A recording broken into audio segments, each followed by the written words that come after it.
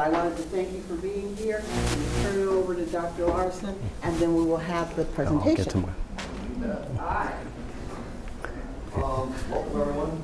I'm very pleased to announce that we have our newest member of the Department of Ages. It's Anthropology, Geography, Environmental Studies.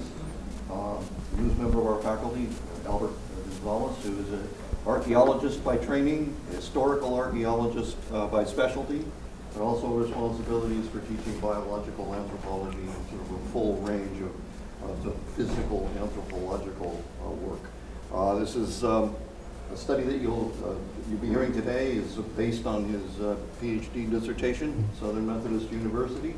And speaking for my colleagues, not only in my department, but in the departments that associate with mine, we were really, really happy that he is a member of the faculty at Cal State East Bay. So, welcome, Albert Gonzalez. Thank you. Thank you, thanks. I'm happy you're happy because I'm really happy to have a job, and I also love being here. I really love being here, but it is great to have a job too. Thanks for that wonderful introduction. Before I start my own talk, I do have kind of a shameless plug. There is another talk next Friday for done through the Ages Department. It's an archaeology talk on the archaeology of ancient Peru and ancient Inca drug barons, right? A friend of mine is flying in from Wisconsin to do that talk. So I'd love it if you came next Friday at 2 p.m. in the Biela room, so do jot it down. Okay, now I'll get going with my stuff here. So I'll explain what's going on in this first sort of introductory slide in a moment, but I want to say how it is that I was asked by Sherman Lewis recently in a sustainability meeting how it is that archaeology is connected to sustainability, what it is that archaeologists have to contribute, what it is that archaeologists have to say. And his question, whether serious or joking or jokingly serious, is one that I'm asked a lot. Quite a bit. What is it that archaeologists can contribute in terms of sustainability?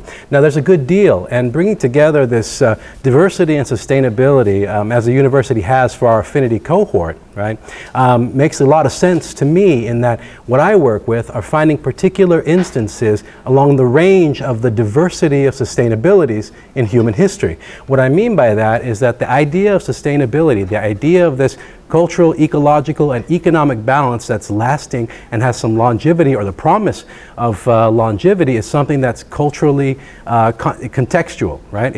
There's a context for these things, a local, ecological, economic, and cultural context. And what we do as archaeologists is try to gain some knowledge, develop some understanding of what those various contexts were in the past, how people promoted sustainability, how people led sustainable lifestyles, and how they didn't, how their civilizations collapsed, and to see if we can learn something from that. Now, what I'm going to try to do today, in addition to talking about one particular brand of sustainability, or one particular response really to an unsustainable sort of system, is give you a sense for the type of options that we don't normally talk about in sustainability talks.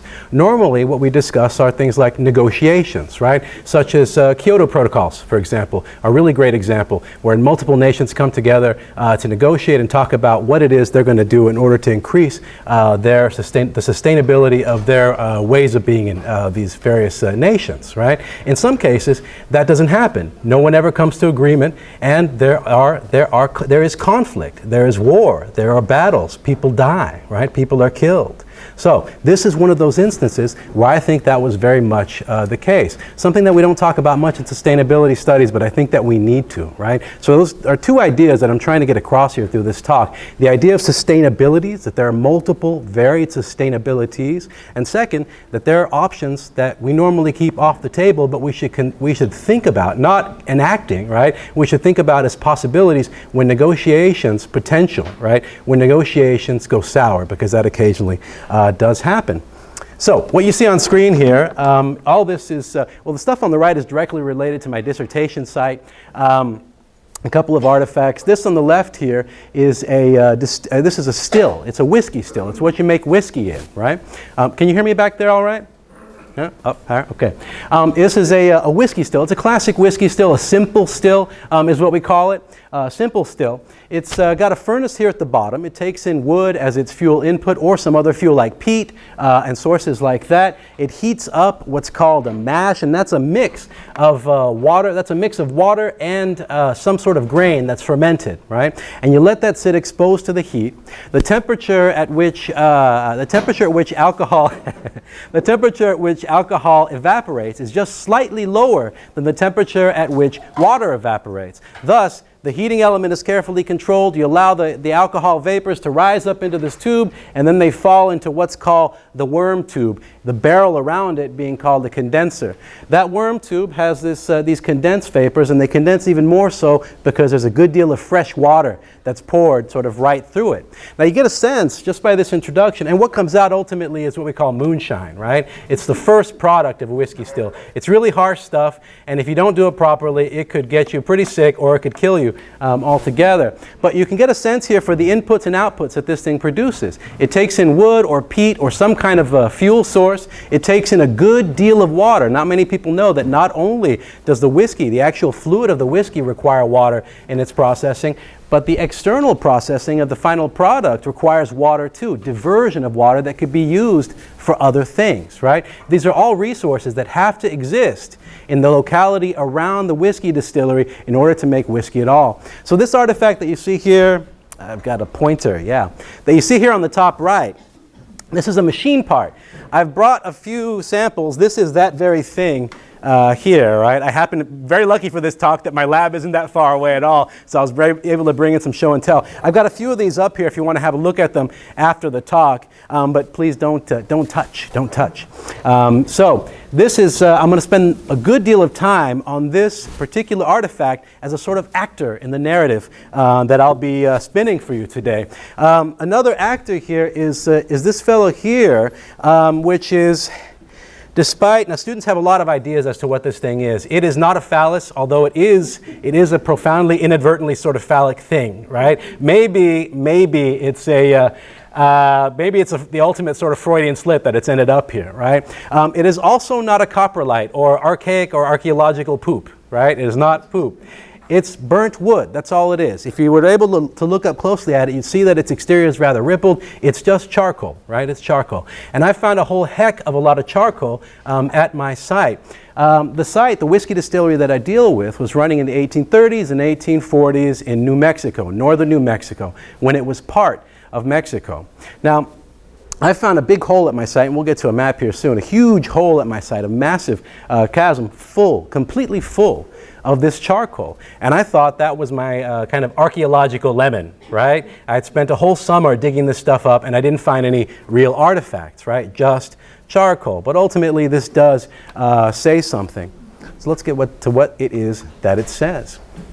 Now, this is an actual reconstructed historical distillery, the George Washington Distillery at Mount Vernon. You can see, I hope you can see from back there anyway, the various parts. These are still furnaces. They're brick furnaces that have fires, wood fires going underneath. Inside the furnaces, inside the brick, you can't see much of the actual whiskey still that's in there, but there is a copper whiskey still. It's a bulb-shaped thing inside the brick, and there's a neck there, and various water feeds to feed the condenser, and so on, the exact thing that I was describing. One thing that I want you to take special note of is the fact that there are huge fuel stores, lots of wood here, huge fuel stores, very near the stills that make whiskey. They have to be nearby because you have to put in just the right amount of fuel to keep that fire at that particular temperature.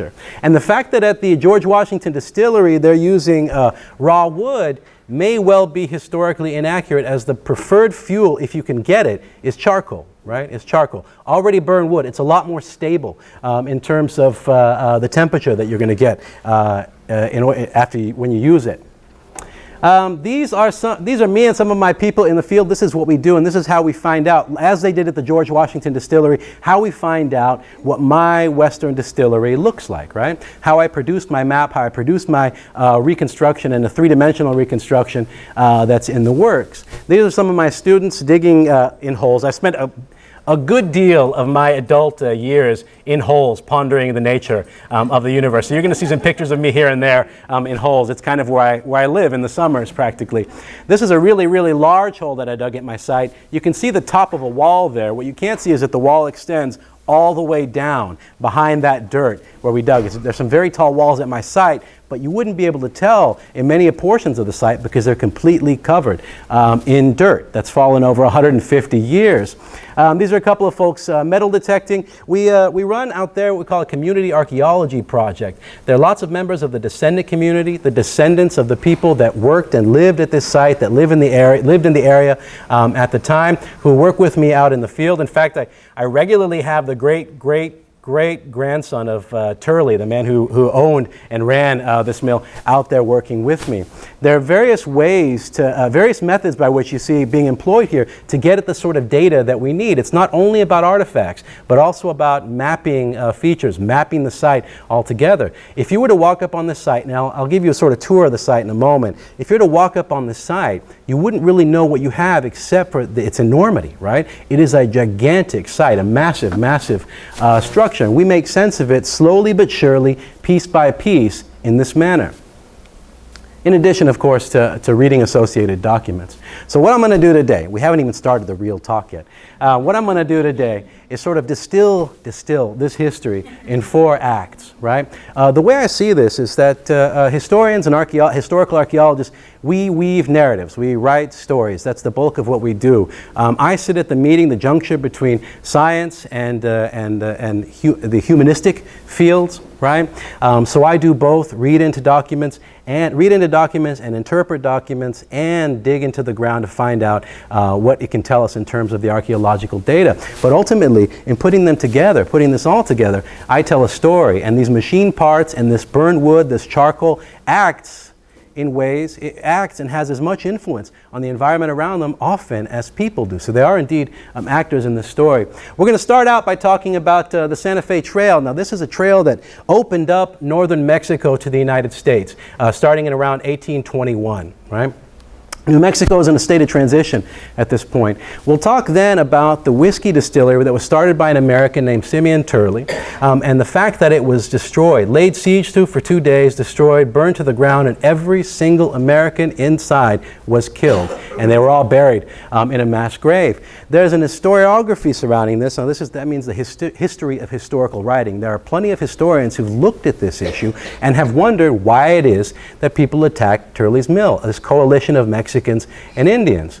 The ideas that they come up with are just, they don't know for the most part. They have a couple of ideas, but not much going at all. And really, they don't know. Mostly, it's surprise and shock that they would literally bite the hand that feeds them. We have to see the sort of colonial nature of the relationship in thinking of things in that way. So there's some problems with the history as it's been written, and I'm hoping that archaeology can help to resolve some of those problems. We'll do a little bit of industrial archaeology. Ultimately, most specifically, that's what I've done for most of the past 8 years now, is industrial archaeology, and studying the Industrial Revolution in New Mexico. We don't normally use those two terms in the same sentence. That's because the Industrial Revolution in New Mexico was aborted with Turley's Mill. Turley's Mill was the first large-scale industrial installation in all of the West. This predates the gold rush, right? And you'll see how massive it is in terms of its scale. And hopefully, I'm hoping that we can work beyond this bewilderment, or what I call the historiography of bewilderment, via putting archaeological data together with historical data to come up with a narrative that not only sort of makes sense in the most general terms, but also takes into account the cultural context and the artifacts that we find in the ground. All right, a pinch about geography. This is where I work. This is where I've spent almost all of my summers for the past 10 years, a place called Taos, New Mexico. It's relatively far north in New Mexico, just south of the Colorado border by about 90 miles. So when you envision this, as I tell the story, don't envision a Mojave-like desert. It's not like that at all. What I deal with here, the world I live in there, is a mountainous world. It's a mountainous, rocky, but green world, verdantly green and covered in sagebrush. Really quite beautiful. Hopefully some of these images that I show you in a moment will come across, we'll send that across, right? Now about nomenclature, I used to not do this nomenclature a bit when I do lectures about New Mexico, but I think it's important so that these things aren't flattened out. There are a few terms that I'm going to use that are going to confuse some of you. Potentially, some of you will wonder, why is he using this clearly offensive term? But I'm going to continue to use them because that's what's used in the region. That's what's used in the region, and that's what scholars of this period use, that very language, right? We prefer to use the language that use the terms that people call themselves, right? So the term Indians, Hispanos, and Anglos, right? This is a sort of tripartite cultural world that exists in New Mexico, at least the way that it's spelled out in brochures and things for the enchanted New Mexico tourism brochures, right? But it's more complex than that, far more complex than that. I don't have quite the time to go into the specific differences, but you see in these lists below that these things are already relatively complex, and this is just the first glance. They get far more complex than that for this period and even into the present.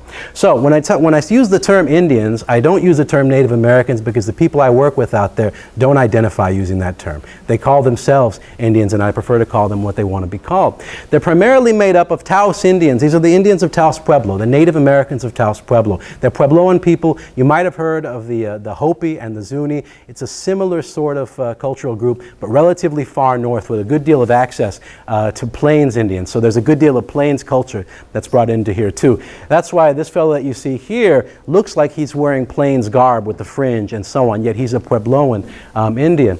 Also Apache and others here too. So when I say Indian, I mean a whole slew of different cultural groups, but largely Taos Indians.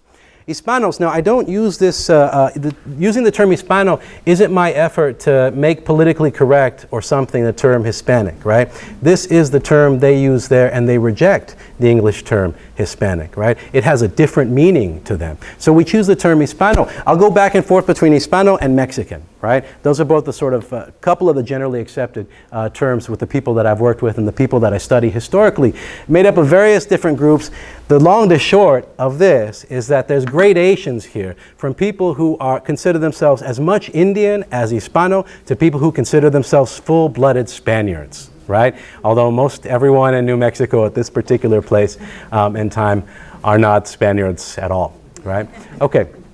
And then finally Anglos, which actually is really of the three, maybe the most complex of the group, right? They include not only Americans from various parts of the United States. And as you all know, I hope you all know, in the early 19th century, the South, the American South and the American North were practically different national identities at this point. So there are people coming from both places in that regard. Also Frenchmen, Englishmen, and so on. These are fur trappers and merchants coming over the Santa Fe Trail, and so they're coming from all over the world and all over the United States. So you see already that it's a really, really, really complex picture. And when I use these terms, I'm not trying to flatten these folks out, but I couldn't possibly go into the details for the purposes of this talk, right? This is what some of us like to call Old Mexico, right? This is, or AKA the way things should be, right? The way things should be. This is Mexico as it stood in 1821 when it declared its independence, when Mexicans declared their independence from Spain. Just after Mexicans declared their independence from Spain, the Santa Fe Trail was established. I don't know how that works. Largely the people that came over from St. Louis to the area of Santa Fe. Taos is just north of Santa Fe, right? From St. Louis to Santa Fe and everywhere from beyond on the other side of the Missouri were largely merchants and fur trappers, people selling things and people killing things, right? Now the people killing things, they have seasons in which they operate, right? It's better to be a fur trapper during a particular part of their year. They have ups and downs. When they have those economic financial downs, they have to do something to make up for the money that they're not making during that time. A good deal of that is distilling whiskey and dealing with the whiskey distilling process. Merchants and fur trappers both got into the distilling game in Taos. Now, it was a hugely lucrative business, and there are huge, important reasons why that's the case. Now, you see this term prohibition, and I know right away many of you are probably thinking that's an anachronism, or it's inaccurate for the period, right? Why would prohibition be going on in the 19th century when it actually occurs in the 20th, right? There are a couple of different prohibitions, legalistic prohibitions in the history of the United States, and the first The first manifestation, legalistic manifestation at the federal level of the temperance movement, right? The anti-alcohol movement is prohibition of selling liquor to Indians in Indian country. It was federal law. You could not sell liquor to Indians in Indian country. This was one of the first big moves on the part of temperance folk during the time. You could also not distill liquor in Indian country because the assumption is you're going to sell it to Indians, right? So whiskey was distilled in Mexico instead by American distillers. Whiskey is not a traditional Mexican liquor, not at all, right? Not at all. And this is it's a little bit far north for tequila or mezcal. What they were drinking at the time was El Paso wine from El Paso, Texas, right? El Paso was a huge wine producing area at the time, right? So whiskey comes in with these merchants and fur trappers, and they're making money hand over fist. The amount that they could sell whiskey for in Indian country, north in the, past the American border, they were selling it for 30 times as much as it would be sold for on the other side of the Mississippi. That's to begin with, 30 times as much. When they sell it to Indians, they make it 9 parts water, 1 part liquor, and would end up selling it for roughly 300 times as much. They are becoming rich, rich with vast land holdings, ultimately as a result. Okay, there are a number of Taos distilleries that emerged. Taos isn't the only place to have distilleries. The area of Santa Fe had a few also, but Taos probably had about 12, all run by merchants and fur trappers. Fur trappers on the off season would come in and work for whatever merchant or fur trapper owned the place. Turley's was one of them. Turley's was the distillery on steroids out there, essentially. It was a massive monster of a distillery, but any of the liquor made between Santa Fe and Taos was called Taos Lightning. Right? A lightning is a moonshine. It's the first run, right? It's the first distilling. They would put it in a barrel and sell it right away, right? The stuff did not sit for very long at all. It did not age. It was terrible and had tremendous kick. So Taos Lightning made it all over the West and even to parts of the East closer to St. Louis ultimately. It was so popular.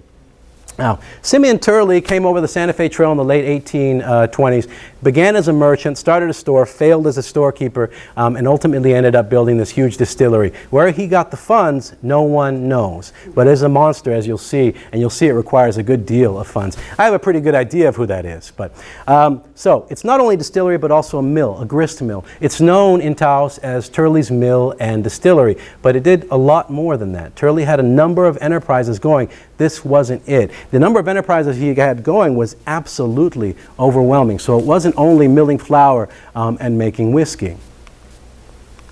All right. I want for a second to sort of overwhelm you a little bit with this image and tell you a little bit about the story of how I got this image, right? So coming upon the site for the first time, there's a huge rocky promontory, a big rocky outcrop. It pretty much goes, it's a hill that goes straight up to a very rocky top. And I walked, hiked, and climbed it all the way to the top. Tired, sweaty, and feeling horrible, I looked over at this vast expanse of this valley, or rather of this canyon, inside this canyon, and see this huge chasm, this hole, right? It's virtually without trees altogether. And take a closer look, this is all walls. Those aren't trees, right? Those aren't trees at all, right? When I walked over, the first thing is I discovered there's a much easier way to get to the site, and I'm going to take that from that point on. But it wouldn't have been the same. It wouldn't have been the same, right? The second thing, now see that camera here, the positioning of that camera? Imagine this photo taken from that camera, right? What you see are endless walls. They're all a meter thick, right? That's a yard wide of just stone masonry. This stone masonry is made from lava rock, huge basalt boulders. They just sort of cut them, just the slightest bit of cuts on the rock to make them fit with other rocks and end up with massive, monstrous walls, right? Now, I sat on this rocky promontory with a friend of mine. He and I camped out there for weeks, just mapping this thing out using a machine called a total station. Some of you know what that is, and some of you know what a pain in the butt those things are to use and how dangerous they can be in setting up on this kind of at this elevation with that kind of danger of sort of falling over, right? We spent weeks mapping this place and trying to make sense of it, because from our vantage point, that's all we see, you know, a huge hole with a maze, a labyrinth of walls in it, right? So we produced a map, ultimately. That map took an entire summer's worth of data collection to produce and about a year worth of images, putting together images. This was before Photoshop had its automatic Image stitching. Automatic image stitching app, right? So we had to put them together by hand back then.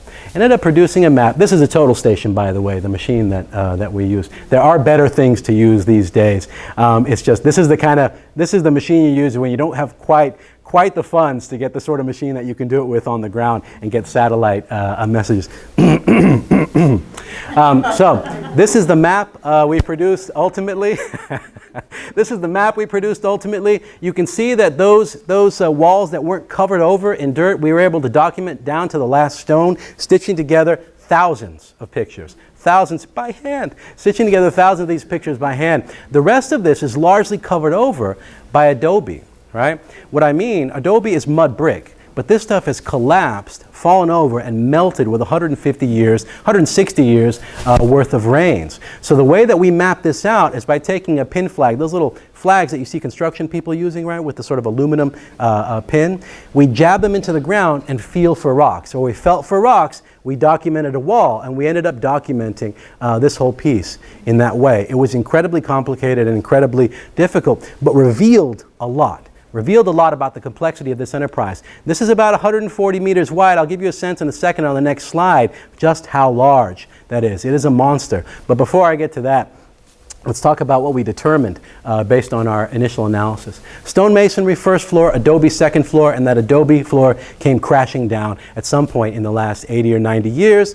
And we'll get better images of the stone masonry soon. But this is what the stone masonry wall looks like. This is a 1920s image of one of the adobe walls, right? They are taller even in many spots than the stone masonry beneath them. I think it was built over about a year with the use of about 100 laborers, maybe as many as 150. This is based on estimates for a nearby structure, well, a structure in Colorado called Bent's Fort. That's roughly the same size and the walls are roughly the same thickness and probably even built by the same people because this was built 2 years earlier and it's not very far off. It's about 140 yards or meters roughly by 50 yards wide. This is a standard American football field, right? This is a monster. It's the size of a small Walmart, right? It is a monster. And it is, right, it is something of a Walmart also. It's kind of the first big box in the West too because they didn't only distill liquor and grind wheat. They also stored a good deal of trade goods here too and sold them to the local public. This became Turley's storefront. Possibly 3 stories tall, maybe 3 stories with a cellar in addition.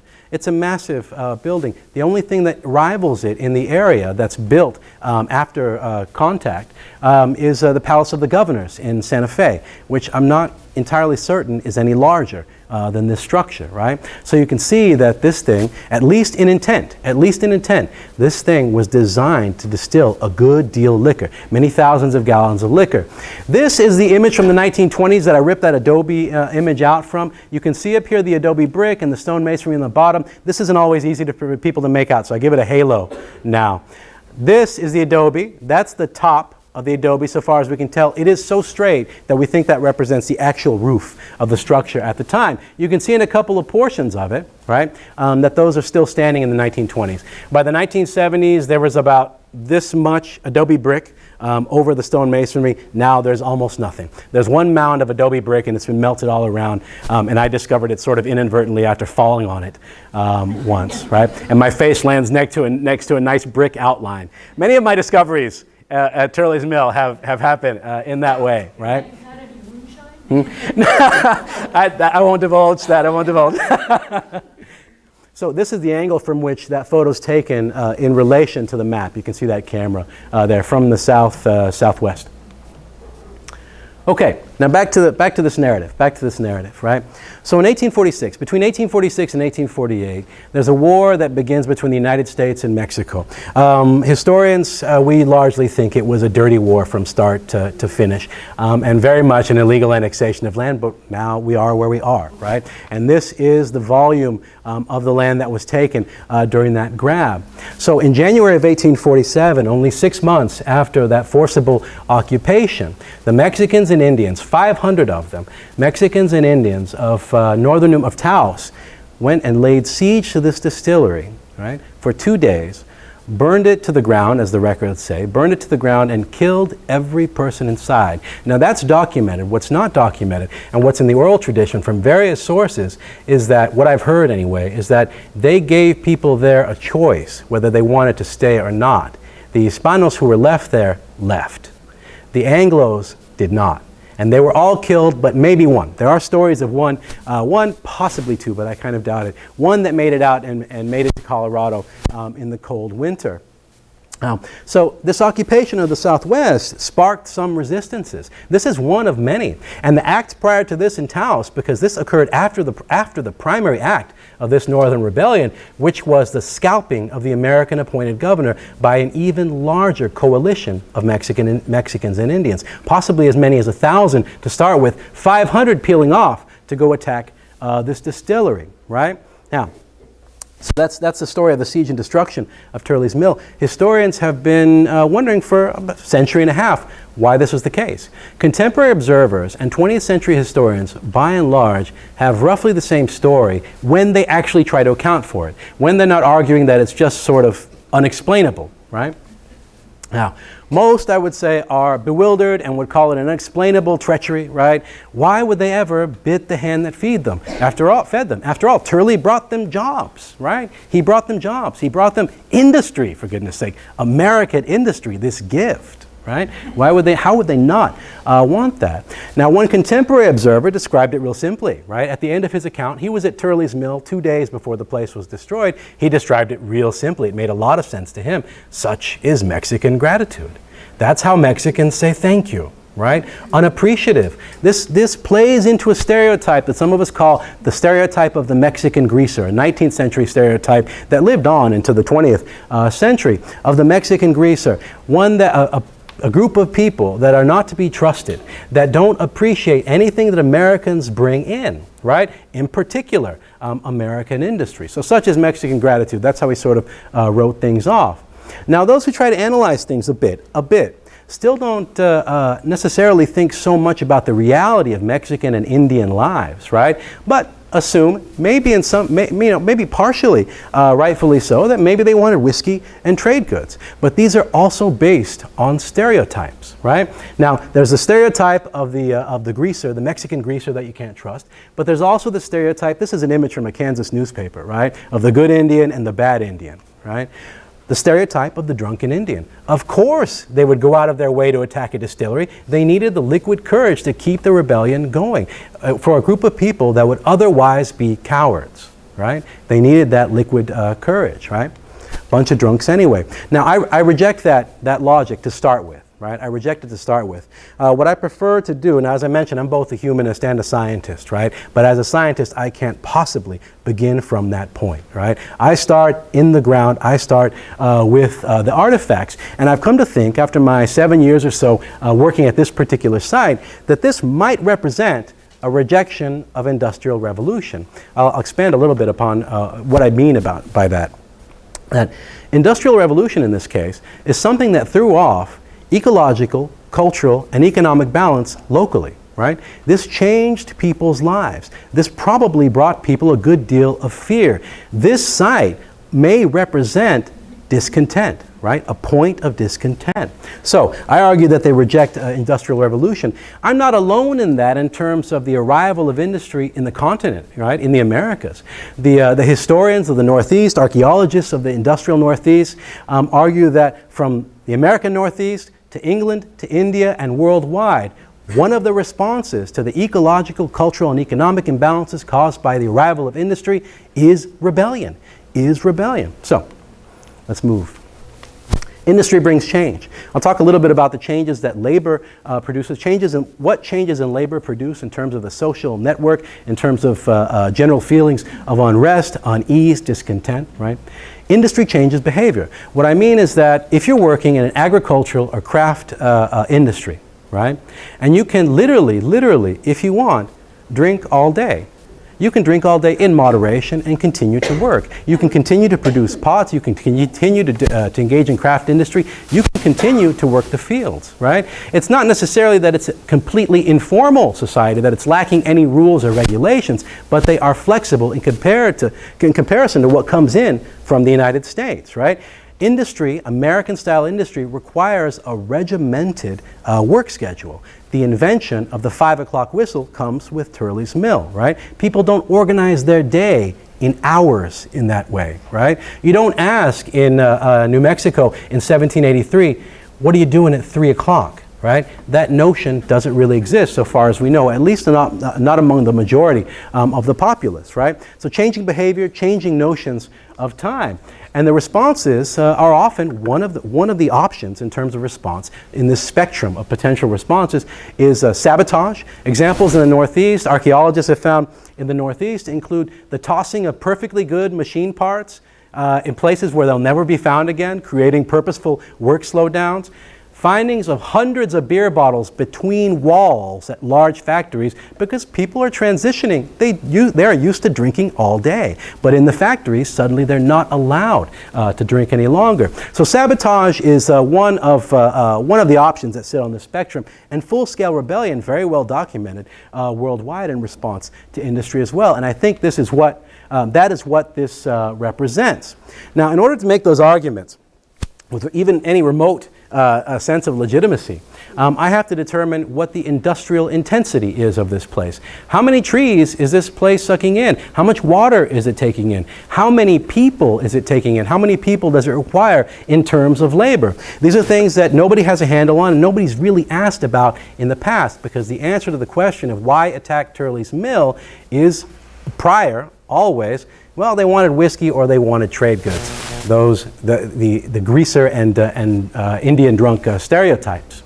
All right, so I want to overwhelm you one more time, but this will be the last time, I promise. I'm going to present a couple of tables of data, which means I think that the humanists in the room will nod off, and the scientists it'll raise their critical ire probably at the way I present my data here.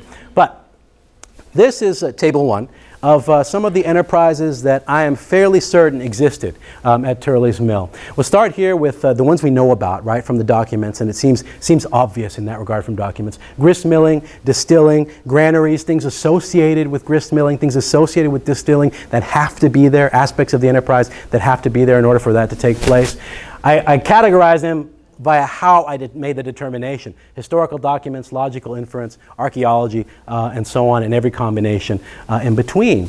So there's all these parts of the distilling operation and grist milling operation that require people. They require labor. Not only that, they require inputs and produced outputs and produced waste as well. All things that we have to think about in terms of local ecology, economy, and culture. This is table 2. Roughly the same, exactly the same sort of point to this, right? But other types of industries here: hog farming, sheep herding, meat packing, things that I either know about from documents or oral tradition or assume. In addition, some of you might notice here on the bottom of our oral tradition, it's said that a fair amount of prostitution went on here. That's the case for every site I've ever worked at in New Mexico. There's always rumors of prostitution occurring. However, in this case, this is a place that was definitely part mountain man's fur trappers hostel, right? American fur trappers hostel. We expect that to some degree in these places. So the sort of, the people that are involved in this, we don't know that much about that at all. And at this point, it's only a hint, an echo via oral tradition.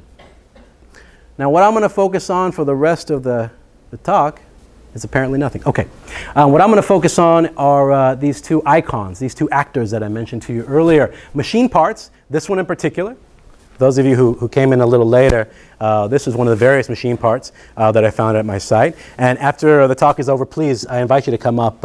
I wouldn't touch these things. They're pretty rusty. And also, their tags are right beneath them, and I don't want to lose track, right, of them. They're in a particular order. But do come up and have a look. This machine part, which I think is part of a millstone. It goes inside a millstone. We call that a millstone rind. It's actually spelled R-Y-N-D. And it would have caused the turn of the millstone, caused the millstone to turn along some sort of axle. And then, of course, is all the charcoal that I mentioned to you before that I found in that hole.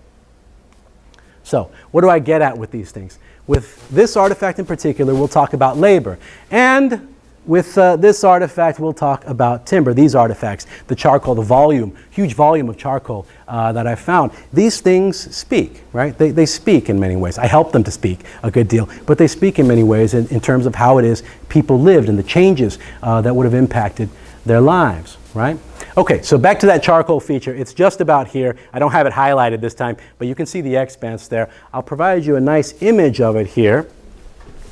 Its dimensions are listed down there. It's about 12 by 7, 12 by 8 meters horizontally. That's yards, basically, right? 12 by 8 yards for those of you who are not fond of or familiar with too much of the metric system.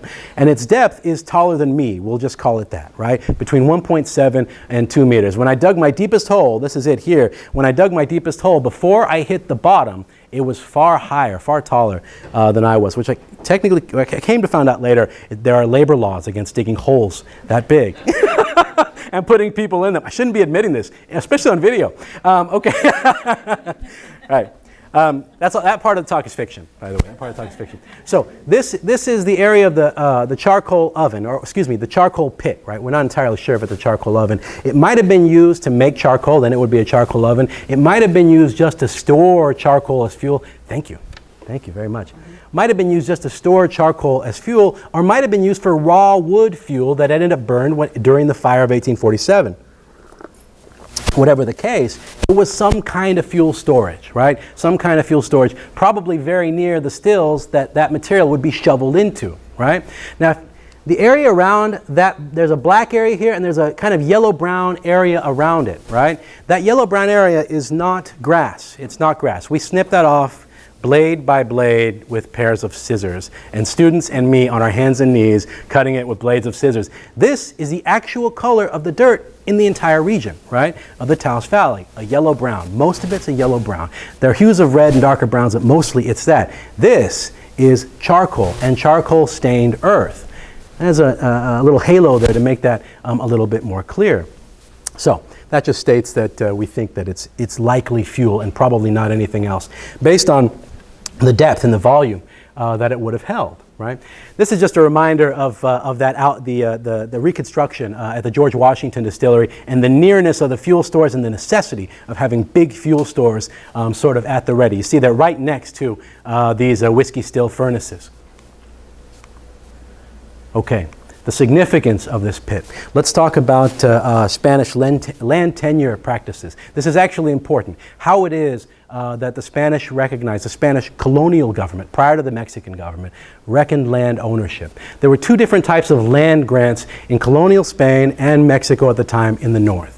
One was a typical grant where somebody who's fabulously wealthy would come to the crown or the crown's representative and say, hey, I'd really like a nice large plot of land and I've got the money to buy it and I will definitely develop it. You plant a house down on it, you farm or you ranch on it, and it's yours for eternally, right? There's another type of grant called an ejido.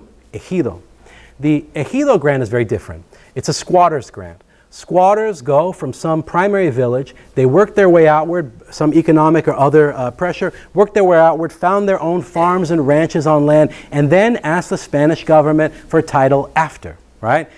The ejidos are really special, right, as compared to the typical grants. The typical grants, roughly typical private property laws as you and I envision them today. The ejido, not so much. We might consider the ejido kind of a socialistic grant, right, in that the founding families of the ejidos divide up the ejidos' resources, that land grants resources, equally among their families, right? If anyone takes too much, you can take them to court, right? It's a problem if anyone takes too much. Turley landed on this grant here that you can barely make out. It's kind of a U-shaped thing there called the Arroyo Hondo grant. It was an ejido.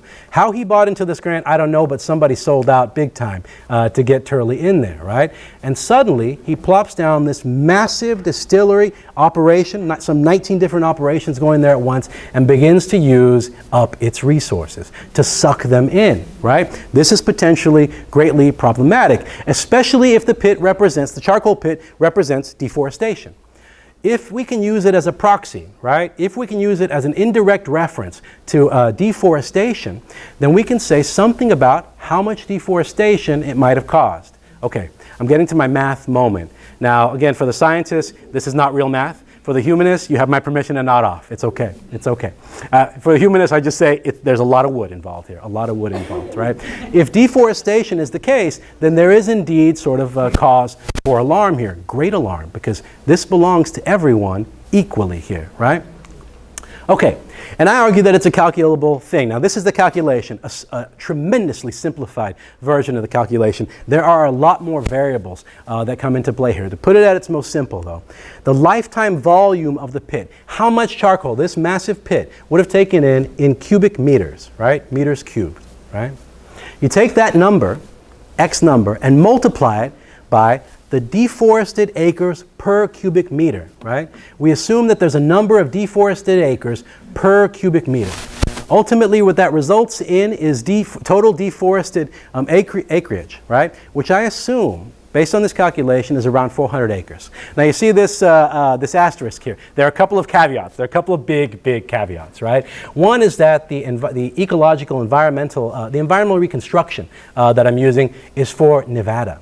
Right? It's a similar type of forest, but it is not the same landscape, right? So my numbers are already off in that regard, right? That's the one thing. The second thing is, in order to get proper numbers as close to it as I can, I need to develop an environmental reconstruction specific to the Taos Valley. And that's where, students in the room, that's where I want to enlist my students. There'll be opportunities in the future to do this. I'm thinking about doing something like not only using traditional methods, but also digging into there was a school of landscape painters here in the very early 20th century. There were landscape realists, which I think is just great because they were trying to depict the trees just as they were. So that can tell us something about the species that were present and so on. So a calculable thing, right? So to some extent, deforestation is calculable. If we can link deforestation, if we're brave enough to go that far, to link it to relative discontent among the people that would have been impacted by that, then we can also calculate discontent, right? Using those two words together are something that I try not to do very often. But it's a little bit appropriate in this place. Now, so this leads me beyond the realm of the scientific method, right? Working my way strictly into humanistic methods and thinking more in terms of thesis, more in terms of narrative. The narrative, the story of the plume and the patch. We have a canyon that this sits inside of, right? Most of the people in the Taos Valley live on the top of that canyon, on the mesa top, essentially, right? What they would be seeing is a good deal of smoke rising all the time when this thing is in operation. All the many hundreds of images I've seen, sketches of distilleries all over the world for the 19th century, one of the few things they have in common is huge smokestacks and humongous plumes of smoke rising from them. So there'd be smoke rising from the canyon. Around that canyon, there would be, I probably can't make that out very well here, but that's a collier collecting wood, cutting down trees, right, for charcoal and for architecture. What you would see around that plume is a growing bare patch. Hence the plume and the patch, the narrative of the plume and the patch. Some of my more clever students and Lord of the Rings nerds have called it the Isengard hypothesis. Some of you, I think, know what that means. For those of you who don't know, right, the agents of the evil Sauron were working inside a canyon to produce at the industrial level orcs who would orcs who were their warriors, their soldier warriors, right, at an industrial scale, and then the Ents in the area around them, who were the living trees, came down to extinguish that fire. Not so different a story. I swear it wasn't inspired by this, but but it did ultimately make us think of that, right? Okay, so moving beyond bewilderment, estimating labor and discontent. We talked a bit about the timber side. Let's talk about the labor side. So we begin in archaeology always after our grant proposals are accepted. We begin then with excavation, right? Or at least it's in the earliest phases. We call this data collection, technically speaking, right? But we pull out things like that beautiful artifact, that beautiful iron artifact that I showed you. As I mentioned, I think this is a rind that sat at the center of a millstone. I call that demystification. Others call it interpretation, but I prefer demystification. There's more magic in that term because a lot of it really is magic. For my period, there is no Sears catalog to make these things out of. We just have to do the best we can with the document information that we have, and the best call I've been able to make, the best attempt at demystification is that this goes at the center of a very large mill wheel. It fits the bill, right? Now, this is what a cross-section of millstones looks like, and that's exactly where it would go, right? The two stones would be grinding against one another. Now, the size of this thing, and it's a big one, the massive size of this thing says something about the size of the mill wheel in which it would have been embedded, thus saying something about the size of the greater machine that it was part of. Maybe may be saying something about the number of people it would have taken to show this one aspect.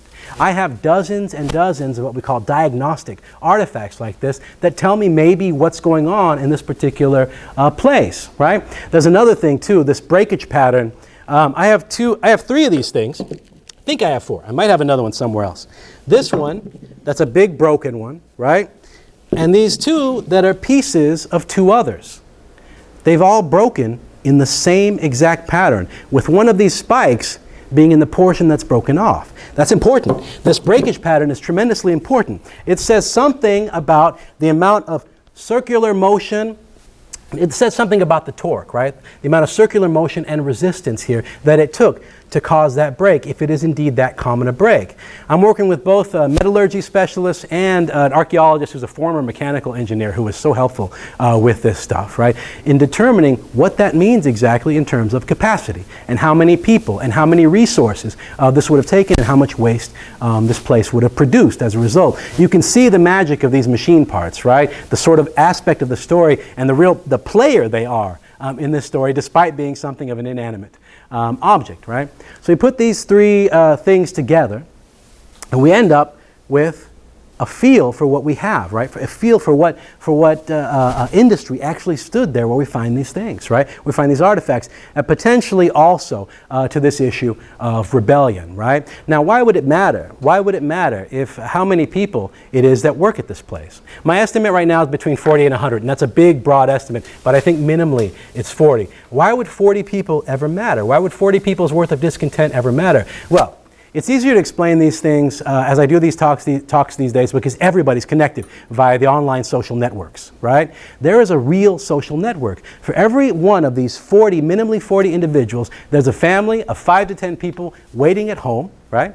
There are a number of people in the extended family. We can multiply that by several times. And then there are people who we consider acquaintances, who you run into every now and again, who ask you questions like, how's work? What do you do there exactly? Right? It's horrible. They have this thing called time, clock time, right? So this impacts the people around it. 40 people can influence 2,000, the population of the whole of the Taos Valley at the time. Suddenly, 40 is not that small a number anymore, and 100 is monstrously huge, a monstrously huge body of laborers. When you have only, say, 500 max, what they call able-bodied men at the time, right? There would have been several women probably involved in this operation too, but we don't know exactly what their roles were, right? They're not mentioned in the documents, sadly, of course, right? Okay, so are we going to be bewildered any longer? Will this historiography be bewildered any longer? I hope not. I hope that I've helped to resolve these issues, not only for this historiography, right, but I hope that this study has gone far in terms of using our archaeological methods in terms of exposing people to these many different interpretations of sustainability, right? If you live on the Ejido in 1835 and you're worried about this guy Turley who moved in and started taking all your trees, right? This is one type of understanding of sustainability. It is indeed a breach of the rules of sustainability in those people's minds, the way that they'd been living, and they assume that the world can continue to go on peaceably and with some balance, right? This pisses people off, and we have to be keen to that fact, despite the fact that we may not think that's an issue of sustainability at all, right? But I think even in our terms, some of this could be seen that way, right? So ultimately, I hope by these methods to demystify much more than just the artifacts. And thank you to everyone in the cohort, and thank you to all the institutions that have helped to fund and support this project. And thank you to my audience for being so patient with me. I appreciate it. That's all I have.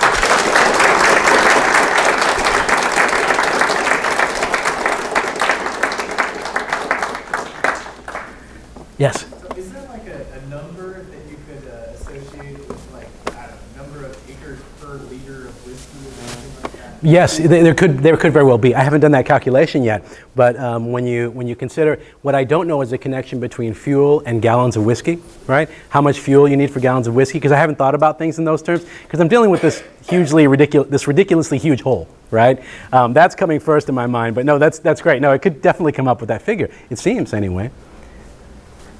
Yes. Well, that figure is very different if you're talking about sustainable harvesting of wood versus clear cutting, which was clearly what they were Well, part of the issue is this lack of environmental reconstruction. Colliers are often selective. Actually, they will go into an area and look for a particular type of wood that's best for making charcoal, and so they'll go in and they'll clear cut the area where that species dominates, right? And that's where this environmental reconstruction becomes tremendously important, because if I find that on the ejido, right, the primary species that they're after weren't really present in tremendous numbers, my argument starts to dwindle, starts to fade away, you know, which of course I'm open to, right? So, sort of. I've become a little attached. Yes. Thanks, that was cool. Thank you. Thanks. I'm a little jealous. I don't complain. Just need to hire me. It's a fun site. It's so much fun. So I'm gonna ask you a few minutes question. I buy the thesis. I like the idea that the threat to sustainability inspires this attack on Turley. What I'm curious about is the divisions within the non-Anglo community. Assuming that there are class divisions, some are higher up who are more concerned about the ejido and the broader way, and then the laborers, and were they absolutely working together to take down this distillery, or what was their sort of There, I've been thinking about that for years, the connection. There's no documents associated with it. In fact, since this place was running, it was an illicit operation from top to bottom, right? The number of documents associated with it are minimal. I think they were purposely destroying documents. And documents associated with rebellion are minimal too, because it was a secret, it was a secret thing, right? So they weren't keeping track. But I'm under the assumption, I think, that probably the higher-ups, these patrones, as we call them, the patrones were involved because 40 to 100 laborers is a lot of the available laborer pool. Not only that, but free wage labor isn't something that was really occurring, and it was growing at this time. It was growing in northern New Mexico, but it wasn't really as big as it might become if industry had stuck around. And not only did they burn this place down and put a stop to industry here, but the next big effort at putting together an industrial style mill in the late 1800s was mysteriously burned down too. I think the people at the top and the bottom are in collusion the whole way. I'm not sure they could be so successful every time. Yeah. I assume it though. No documents and no smoking gun. Yeah. Yes. Is there anything that, or any evidence that would connect to labor conditions themselves? I mean, you look back at documents from that time where labor conditions were beyond abhorrent, and they were essentially slave-like, and maybe they weren't legally slavery, but people who get pressed into labor like that then deprives the community of their participation, et cetera. Is there any kind of evidence like that that could have contributed? There's a good deal of indirect evidence. Now, in terms of the people who wrote about the site, the fellow who said such is Mexican gratitude, he documented working conditions to a small degree, saying that his Turley's rosy-cheeked laborers were happy every day of their lives, right? And, all in the context. All the context of that rebellion, but we know that Turley had some Indian slaves, right? The type of slavery is different from slavery, of course, in the southern United States at the time, but it's slavery until they're 21 years old, right? And he had a number of Indian slaves who were Ute in terms of their ethnic origin. So that we know, and also the rosy-cheeked, happy rosy-cheeked workers, right? But I assume that the circumstances were pretty rough, as they would be in any American industrial situation. I also assume, and I think fairly, that the 10 or 12 mountain men, Anglo mountain men that were there, probably formed the top rung of the number of the rest of the laborers that were there, I imagine. Yeah. But no, there's not much in the way of documents. I think mostly because it was just so illicit. Even the government and administration in Santa Fe was starting to get concerned about all these distilleries just before the 1840s. Yeah. So, yes. So I think you made a good argument, pretty convincing. That a lot of people probably didn't like this place. And, it was unhappy in the neighborhood. People know brother wasn't happy with it. I'm still confused about how it was connected to the war. I mean, why people were confused initially, because things happen in war and things get destroyed in war. And how does this relate to the war? You know, the vast bulk of the historians that have looked at this have been local historians, right? Or sort of well-known academic historians doing a local piece, you know, or a vignette or something like that. And so, you know, looking into the local situation, right? It's not, things don't just happen, right? They all, you know, try to account for these things based on the cultural milieu, the political milieu that they're aware of at the moment. And the best they could do was, well, they're a bunch of drunks and they're completely unappreciative for this, right? But they weren't really thinking in terms of resource use so much, right? And also the lack of documents is hugely problematic. It forces them upon the historian of the 20th century, right? The people, the early mid-20th century, right? The folks that before the concept of ethnohistory, when it was a glimmer in someone's eye, right? The idea that you might go beyond the documents or respect oral traditions at all, you know, of course, just it wasn't really that prevalent. Not among this bunch at all, you know. Yeah, but things do sort of. You're right that a lot of things do sort of happen in the process. But there was a lot of discontent. There was a lot of frustration over American occupation, and a lot of rebellions on the smaller scale that occurred. They just don't exist in our American history textbooks. Yeah. Yes. So your argument seems to turn on this negative attitude. Your argument seems to turn on this negative attitude toward deforestation by the people. But that can't be the same sort of negative attitude toward deforestation that we have today, because certainly we're approaching it from a different way. Yeah. So is there something you can say about that attitude towards deforestation? Like, Sure. is there evidence of a shortage already, or is it preemptive? It's like, we don't want to lose all of our wood, so let's get these people before they take it all. Or is it just like, what are you doing with those trees? Those are ours. Is it upset about property ownership? Well, there's the practical and direct issue that most of us don't suffer, you know, right? We think about saving trees by not using quite as much paper, or by sending emails instead of notes or whatever, right? But it's so indirect with us. It's such an abstract thing. For them, it was very up close and personal and real, right? If somebody takes down all the ponderosas in this particular stand, there's no ponderosas to build that next house, right? That's the issue, and to my mind, the sustainability that they possess, right? One of a plurality of sustainabilities, right, in human history, right? This sustainability that they possess is so directly associated with pragmatic and practical concerns. But that's the prime way in which it differs, I think. But there is some documentation of frustration at the top level, right? Hispanos at the top level, Españoles, the Spaniards, right? They're very frustrated at the Americans coming in and somehow magically getting these humongous tracts of land from the Mexican government and juicing them for all they've got. Lands that used to be commons, right? So Americans come in, they get a reputation for a few things, right? Being drunk brawlers, one of them, who take advantage of local women. That's one thing. But in addition to that, just sucking up resources. They'll take their grants, and they might even use only the resources on their own grants, right? But they will suck it all in at a rate at which is just unprecedented for there. So there is concern, yeah. No, there's concern. Thanks for asking that question. It gets me thinking about the greater milieu putting them together. They're not direct, not anything that the scientist Albert would be happy with. Right? Yeah, just anecdotal evidence, you know, and it might just be maybe there is no, as we would judge it, issue with sustainability, right? Maybe it is just in their minds, but it's so hard to gauge, you know. Yes. It seems to me that the air pollution perhaps was as big a factor if it was Right. really in their face. Is there some Right. scientific way to get a measurement of that from botanical remains? First, thank you for asking that and validating part of my graduate existence. My committee refused to allow me to explore the noxious odors that would have been coming out of there. Right? It was just too far for them. I think we got to stop video.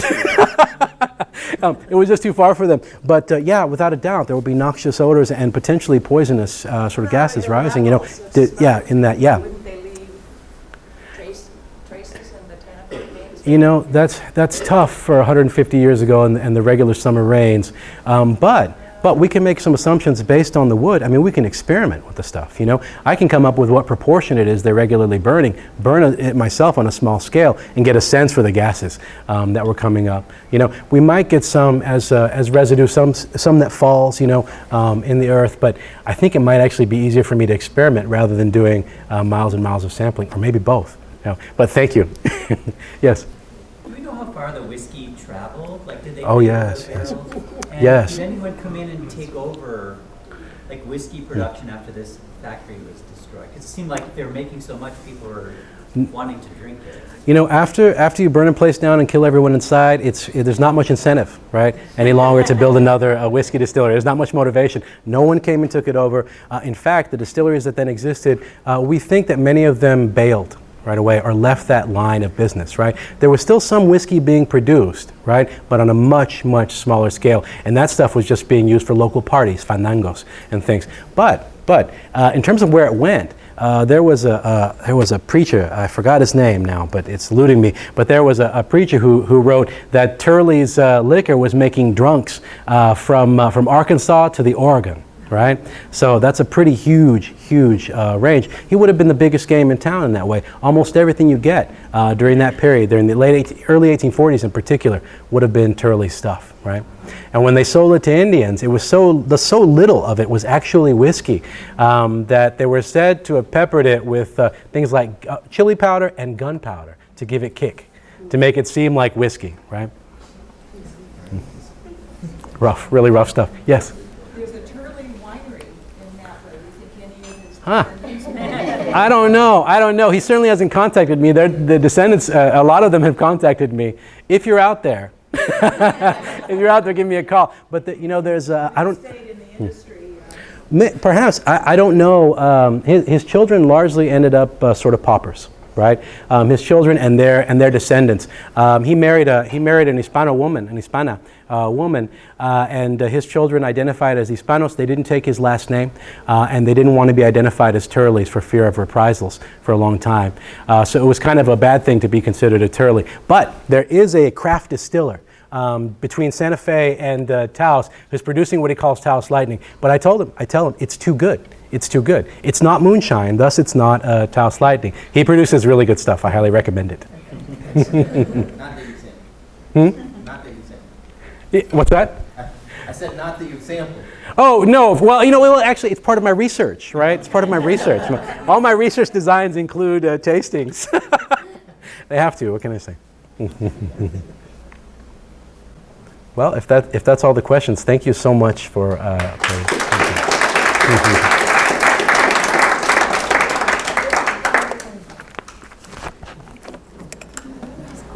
right.